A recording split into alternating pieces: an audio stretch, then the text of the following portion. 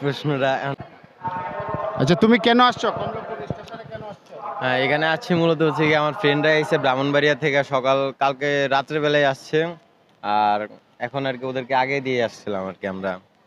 এই এখন আগের থেকে নরমালি সবকিছু এখন না, তুমি তো অনেকক্ষণ এই স্টেশনে অবস্থান করতেছো, তো এইখানে যারা ঈদ করে যারা ঢাকার উদ্দেশ্যে ফিরছে তাদেরকে কোনো বিড়ম্বনা তোমার চোখে পড়েছে?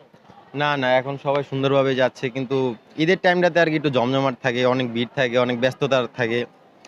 আর এখন সব দিক দিয়ে পারফেক্ট সুন্দর। এখন মনে করেন সবাই সুন্দর মতো যাইতেছে বাড়িতে।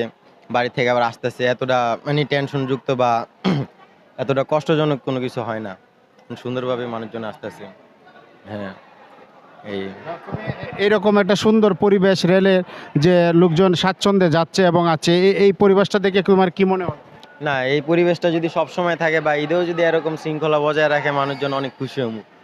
আর এখন যেরকম ভাবে যাচ্ছে অনেক সুন্দরই। মানে আমার কাছে দেখতে ভালো লাগতেছে কারণ আগের থেকে অনেক জমজমাটটা কম। আর যদি সবসময় যদি মনে করেন সবসময় যদি মনে করেন যদি এরকম থাকে তাহলে বা এই যে অ্যাক্সিডেন্টের ইস্যু বা কত মানুষ ট্রেন দিয়ে আসা যাওয়ার সময় মনে করেন অনেকটা দৌড়াদৌড়ি করে ট্রেন ধরতে যায়, মানে অনেকটা অ্যাক্সিডেন্ট হয়ে যায়, অনেকটা দুর্ঘটনার মুখীন হয়। কিন্তু ওটার চাইতে এখন মনে করেন সবকিছু সুন্দরই আছে। মানুষজন সুন্দরভাবে যাচ্ছে, আবার গ্রাম থেকে আসতেছে। এখন সব সুন্দরভাবেই আশা করতেছে। আর ট্রেনের সময়সূচি হচ্ছে গিয়া এখন যদি সবকিছু যদি পারফেক্ট দেখা গেছে ট্রেনের টাইম দিতেছে 4:40-এ, ট্রেন ছাড়বো মনে করেন 5:10-এ, 20-30 মিনিট লেট করে ছাড়ে। কিন্তু এটা যদি সচেতন করে অনেক খুশি হবো আমরা। যাই হোক, তাহলে এই ব্যাপারে তুমি এই যে একটা নতুন সরকার গভর্নমেন্ট আসলো, এই সরকারের কাছে তুমি কি দাবি জানাও? এই সরকারের কাছে দাবি জানে হচ্ছে গিয়া এখন যেভাবে আছে তখন প্রশ্নটা এখন কাট করে তুলুন।